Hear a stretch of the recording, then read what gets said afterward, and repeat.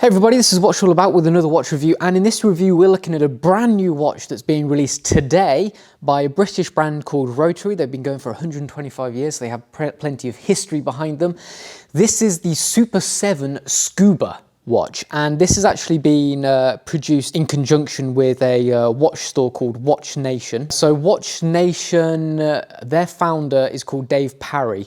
So he is apparently not only just a keen watch enthusiast, but a certified diver as well. And he recognised the need for an affordable tool watch that can perform whilst being under £250. So that was a bit of spiel from the PR release. Now, to be honest, that sounds pretty good to me.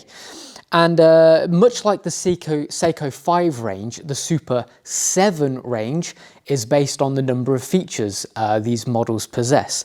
So the 7 features from the Super 7 name are the following: 300 meters water resistance, a Miyota automatic movement, scratch resistant sapphire glass, dual coloured lume on the hands and markers, a screw down crown and case back, applied hour markers, and 120 click unidirectional bezel with pip. So they're the 7 key points that they have raised in the Super 7 series. They all sound pretty good, to be honest. And you know, just having a general think about that, it seems like a really great solid alternative, you know, potentially to the legendary Seiko SKX007. But you know, with even better specs. Could it potentially be a better replacement than that stalwart of diving watch history? So let's check it out and look at it in closer detail. So first of all, let's start off with the unboxing. So I will slip off this outer sleeve. So you can see on this outer sleeve we have a selection of the models on the sides. Basically, they're all the 8 different models and just a simple logo at the top. Below that, this is the standard Rotary case now, standard box, should I say. So just a simple cardboard outer box, and then we have our Rotary green inner box. In here it says icons of British design. That's about it on the other side as well. Let's open it up. So here we have the watch in question. So as you can see, we have 8 different options. This is the option we're looking at, the S7S002S, and here we have it. So we take it out. So we have our little Rotary Super 7 tag with Watch Nation. What else do we have in here? Simple little user manual, instruction guide, and we also have the warranty as well with the serial number, reference, and also the date. So there we have it. Okay, so a pretty straightforward and boring box, to be brutally honest, but to be honest, you know, I'm not that fussed really, and in reality the price of the watch is only £219, so I'm not expecting an absolutely glorious, gorgeous, you know, beautiful wooden box or anything like that. So we've discussed what it's all about, we've had a look at the unboxing, now let's have a look and discuss the specs. So the specs: 42mm diameter, a height of 14mm, and a lug-to-lug length of 48mm. Now, 42mm may sound, you know, reasonably large, and indeed it is pretty standard size for a decent chunky diver, but it actually wears a little bit smaller than 42mm, mainly because of the very dumpy lug-to-lug length. 48mm lug-to-lug length when compared to a 42mm diameter is actually relatively small, and you can see visually as well, the lugs certainly are a bit stubby. So it doesn't look bad in terms of visually, but it certainly does aid and help with the wearability of the watch, which is good. The height of 14mm may be a little bit chunky and stocky, but it doesn't personally bother me, and it's not really the kind of watch that you'd necessarily want to wear under a shirt or a cuff or anything like that, so I don't think that's necessarily too big of a point to be bothered about. The weight is 121 grams, so it does feel solid and good quality on the wrist. So yeah, in general, the wearability is actually surprisingly good for a 42mm watch. The water resistance rating, as I mentioned, one of the key points of the Super 7 range is the pretty impressive 300-meter water resistance, or 30 atmospheres. That is good. That is proper dive watch material. So that is really, really impressive for a watch costing £219. So, you know, certainly be able to go swimming, snorkeling with it. Probably not deep sea diving, but not many of us will be doing that anyway. And most likely, if you do, you will have a special dedicated watch for that. The lug width is 22 mil, so pretty standard lug width. No complaints there. I think it suits the 42 mil diameter very well. 2-year warranty, so that's good. You're covered for a good amount of time. And then finally, the movement. It's a Miyota 8205. Now, this is probably one of the key things that some people may be a bit gutted about, because yes, it's an automatic movement, which no doubt is good. It's great that we've got an automatic movement in here, and it is, you know, still under 250 quid. Some people may say, oh, if only if it was like the Miyota 9 series, like the 9015, for instance. But you can't have everything. And as you'll see, the build quality everywhere else really does. It is a very impressive watch in terms of build quality. So you literally, it's just one of those things, you can't have everything. This one's coming in at about plus 14.1 seconds a day, which is a little bit out there. I usually prefer to see watches under 10 seconds a day if possible. So it is out of my ideal kind of regulation zone. But they usually do say with mechanical movements out of the factory, you need to be happy basically with plus minus 20 seconds. So yes, it is technically within that range, but it's not quite as well regulated as I personally would have hoped. So yeah, that's all of the specs. So let's talk about the watch aspect by aspect. So let's start off with the case then. Now, I thought it was quite an interesting decision by Rotary to have such a highly polished case. As you can see, the sides are completely polished, the back between the lugs as well, and also the crown is polished, and the top is brushed, so the lugs at the top there, and tops of the crown guards, and also the bottom of the case, that's all brushed as well. Now, polished sides does mean that it is prone to some knocks and scratches, and as you can see, I've only been wearing this for, you know, less than a week, and I've already got a few little tiny scuffs there on the side. Excuse the lighting, it might be a little bit difficult to see, but you can sort of see it there. So I think from a longevity point of view, fully brushed probably would have been better. It would have helped with sort of more of a tool watch kind of appearance as well. But there's no denying it looks pretty good, and the actual case in itself is actually really well manufactured. Nice, like sharp, decent quality edging on the inside of the lugs. The shape of it is all quite bulbous and quite curvaceous as well. I do like this curved edge here, as you can see, and I really do like the shape of the bezel grip, how it sort of merges into the curvature of the case, and the fact that the bezel grip has this angle as well. It's not straight up, it's sort of bent inward slightly.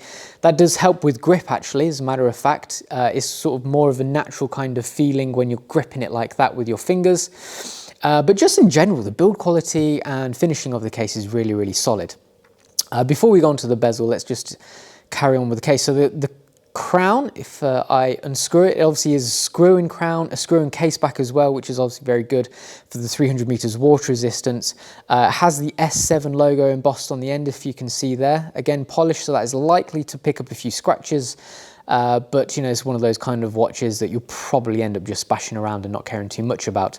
Yeah, easy to use, good grip on that as well. One thing to note with the movement actually, you know, whilst we're talking about the crown, is that it doesn't have a hacking seconds hand. So you will never get the perfect setting of your watch. But if we move on to the case back, we again have the Super 7 logo nice and deeply engraved in the middle there, embossed against sort of like a frosty backdrop, which is nice. I do like that. Some very specifics engraved around the outside as well. So simple but effective, looks good, good quality as well, and you know, that basically is the best way to explain the entire case. Moving on to the bezel then, this is really, really nice. The bezel sort of has this ceramic, very reflective bezel insert. I tried to clarify what it was made of. It looks like ceramic to me, but I couldn't 100% confirm that. But if it is ceramic, then that is really, really impressive. As you can see, if I get it in the light, you see the engravings, the markings really nice and neatly engraved as well. All the loom is really spotless throughout the watch as well. If we move it, 120 click. I'm not sure if you can hear that. There you go. Really good, easy to use, as you can see. Back play is minimal as well.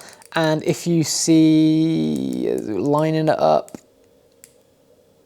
one more, perfect lining up as well. Really impressed with that. Something that Seiko can't actually do that well is lining up their bezel inserts.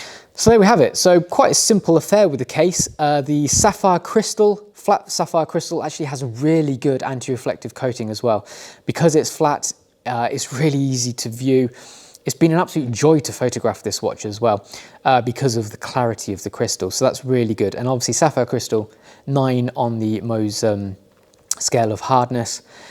Very, very scratch resistant. So that is good for a decent solid tool watch. So moving on to the dial, and as we saw in the unboxing process, there is a variety of choices. There's 4 options. So you have this bold orange version, classic black, moss green, or a deep sea blue. So I do think there is a nice selection there for you to pick a watch dial that suits you. However, the orange and the black versions are only available in this version with the more impressive bezel insert and the dual loom as well. So the dual colour loom refers to the minute hand and the dot at 12 on the bezel insert. They're both blue, whereas the rest of the loom is actually green. That helps for easy reference, basically, for the measurement of elapsed dive time, because obviously referring to the positioning of the bezel and the minute hand helps you at a glance figure out how far you've been down for a dive, which is good. I hadn't thought about that, and when I initially looked at the watch in the dark, I was intrigued. I was like, well, these are obviously different colours. I'll show you a loom shot. So it's good that they have explained that, and that's something to keep in mind, because it is quite obvious that the hour hand and the pip at 12 is a different colour, and I initially thought it was a mistake, but it's on purpose, which is good. So the dial design in itself, very straightforward, no complaints here. It's bold, it's simple, a standard kind of applied hour markers as well, with the classic discs and the batons as well. The quality of these hour markers is really impressive as well, lovely and deep. And like I say, the loom is so good on this watch, thickly applied, and it glows so bright, charges so quickly as well. The hand's nice, solid design. You can't go wrong with a classic sword hand, especially when it's this bold, this size as well. I think the sizing is good, not out of balance or anything, not overpowering. And again, just a classic seconds hand, white stick with a loomed disc near the end. Again, can't complain. The day date indicator, so you can see here we have a slight issue with the date lining up.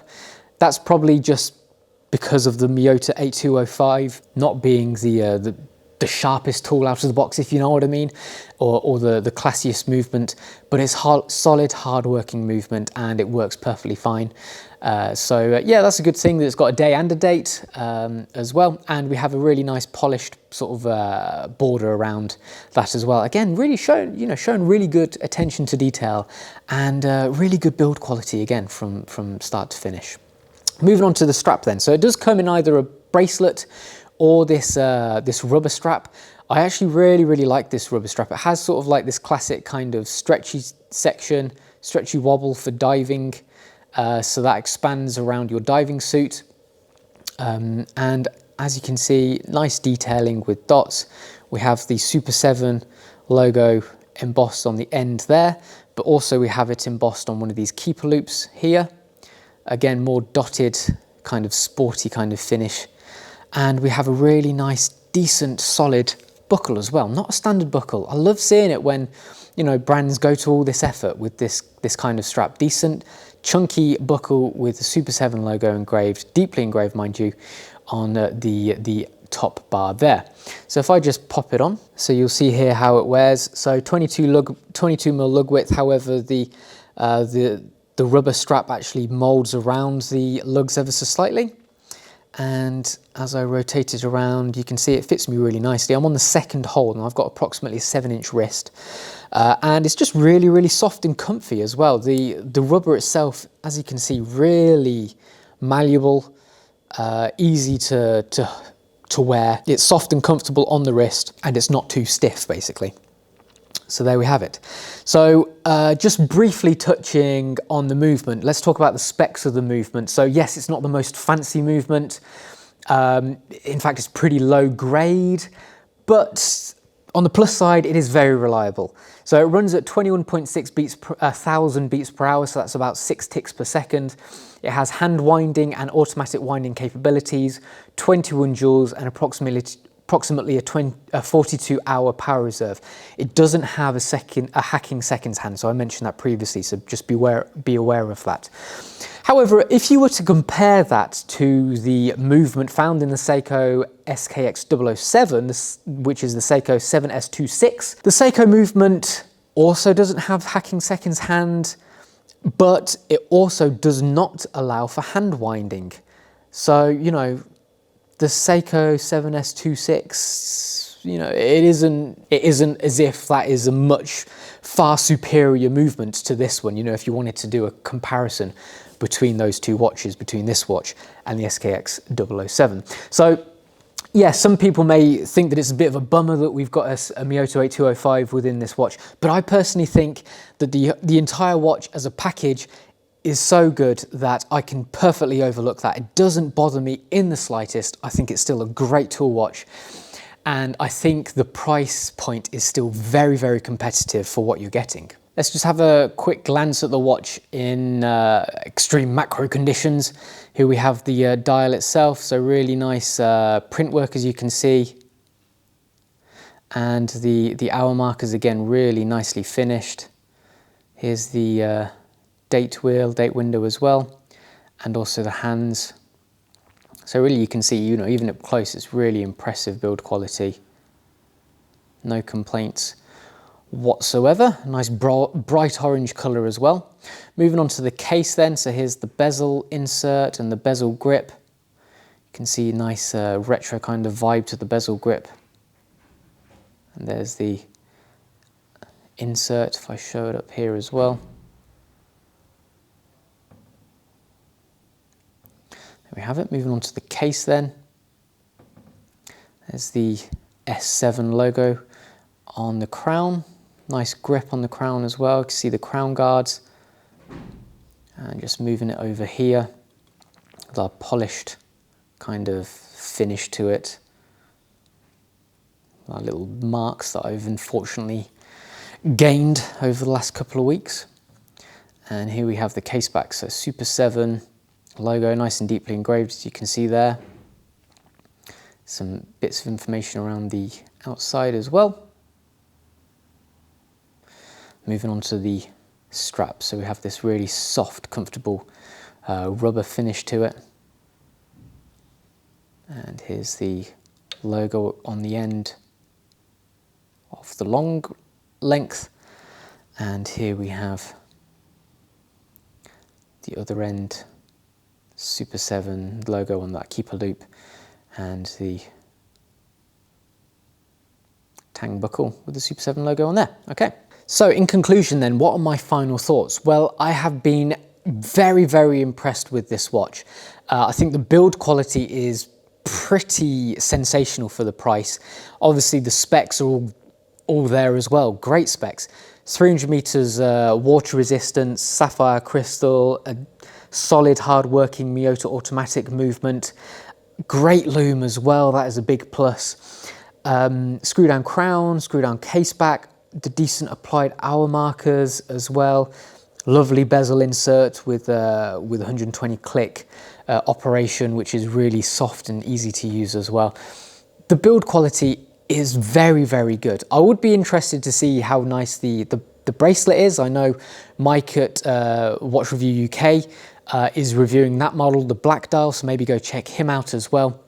But for this model, I absolutely love it. I think it's an absolutely sensational watch, and it has been a very, very impressive release. It has almost taken me by surprise that it's that good, because Rotary, yes, they do have a lot of heritage, but they haven't necessarily been at the cutting edge of watch releases. However, this model certainly does put them on that map. It is a solid watch for a fantastic price. So good on Rotary for releasing such a great watch. Especially in the hard times we're living in, with the pandemic, global pandemic. So for them to have released something so good at this timing, well on them, really good, really impressive. So this was the Rotary Super7 Scuba, and that's what it's all about. So thanks for watching, guys. Don't forget to like, subscribe, and also comment your thoughts below. Thank you for watching, guys, and I'll see you next time. Bye-bye.